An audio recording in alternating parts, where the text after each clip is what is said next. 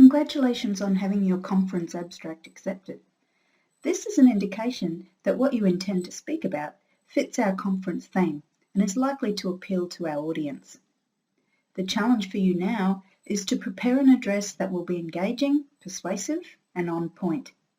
As experienced conference presenters, this 5-minute video shares the lessons we've learned to help you be successful. The first thing is remember the audience. Know your target group. For a talk to be successful, it must be understandable and interesting to the audience. Delegates to our conference tend to be knowledgeable about narrative and come from a range of disciplines. These are the creative arts, such as creative writing or performance, as well as nursing, midwifery, and the social sciences. The audience may not know your specific content area very well, but they will be discerning and want to be informed. So avoid disciplinary jargon that the audience won't understand and explain anything that's important or specialised at the outset, and focus on what's novel about your work, the new knowledge that you've obtained. The second point is remember that a conference paper or a presentation is not a manuscript. However, it is imperative that you write down what you intend to speak about. This will help you to be articulate and succinct.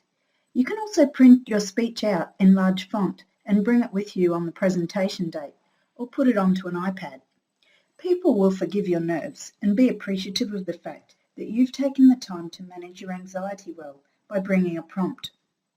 I like to place my notes in a plastic presentation folder. Holding the folder disguises any tremor and gives me something to do with my hands. I also practice my material so that I know it really well and I only have to use the folder as a guide. It helps me resist any temptation to ad-lib and potentially go off track. Going off track might be scintillating for you, the presenter, because you're so interested in your own material, but the audience just wants to cut to the chase and bring your presentation to its main argument and conclusion. We'll come back to this important point a little later in this video. If using PowerPoint, pare it down. You will know a lot about your subject matter, but remember the audience doesn't need to have all of the information covered. Keep your PowerPoint as focused and as succinct as your speech. The latest version of PowerPoint in Word will help you to design each slide so that it has impact. Alternatively, check out this YouTube video called How to Avoid Death by PowerPoint. Overly filled PowerPoints are those that have too much script for an audience to read. PowerPoints may look pretty and amusing to you, but chances are your audience has seen the cartoons you've chosen before. Remember, the audience is more interested in listening to your insights than having to work too hard to read the PowerPoint, listen to you, and take in new knowledge. Respect the audience by making a PowerPoint that complements your speech rather than competes with it. If you are using this technology, then make sure you use it well. Practice loading and running films or audio in the room where you will be presenting. Bring your USB stick with you along with every file you think that the PowerPoint will be drawing on. You don't want any nasty surprises that say, "File not found." The fourth point is, make a connection with people at the start and keep them with you right to the end. This tip has to do with getting to know your audience and treating them with respect. You make a connection by smiling, so smile when you start. Smile with your eyes and move your eyes across the room. Make eye contact with at least 2 or 3 people. Think of them as your kindred spirits. Come back to them when your nerves have settled down and make eye contact with them again. They will most likely return your eye contact because they've got an interest in seeing you succeed. After all, they chose your talk to attend and they want to hear what your argument is. You have their empathy, so now show them that you know your subject area and are confident with it to the end. In your final slide or your last paragraph, foreshadow that the talk is about to end. For example, you can say, "In conclusion," or "to sum up," and then be succinct and stick to your script. To signal that the presentation is now complete, get eye contact again and smile with your eyes and your mouth and say with confidence, "Thank you." You will be applauded, which will make you feel very gratified, and your audience has received the important signal that the paper is concluded. After all your hard work, it's so disappointing for you and the audience if your paper ends with a whimper and people don't know whether you're finished or not. My fifth point takes us back to point number 2, where we advise you to write up your speech. Ideally, limit your main idea to one theoretical point. This will give you time to explain it, expand on it, and show how it applies to the topic you're discussing. You might be a research higher degree student who's been taught that you never preempt your thesis statement until the end of your work. Well, forget that rule for a conference presentation. You don't have time for that because you might lose your audience before you've captured them.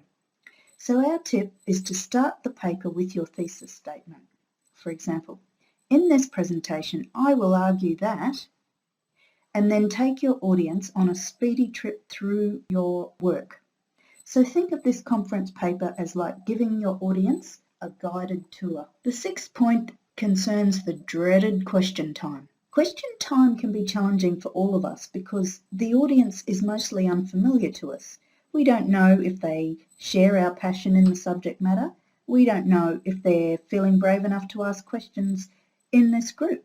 So you might be left with no questions being asked, or you might be getting asked loads of questions that don't really explore the depth that you were hoping. You may also be feeling tentative yourself because you don't feel like a master of your subject matter because your work is still in progress.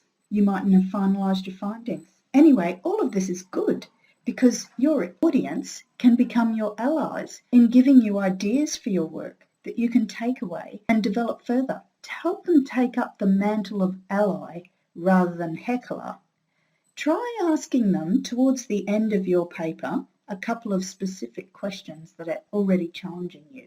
And that way they can further those questions and be your help. This tip has a strategic purpose because most of us fear that time at the end of the talk when the audience gets to ask questions. We might think, what if they ask me a question I don't know the answer to?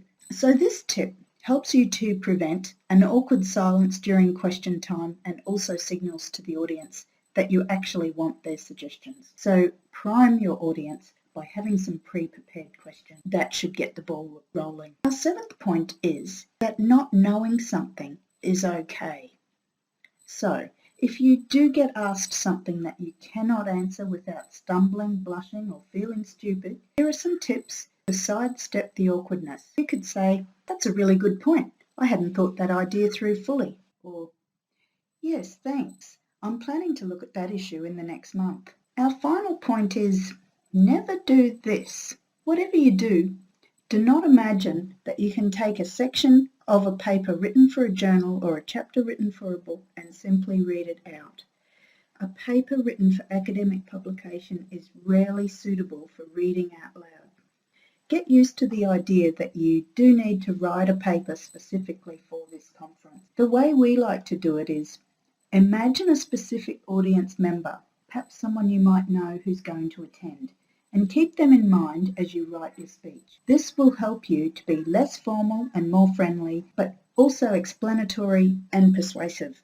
Okay, good luck and thanks for listening.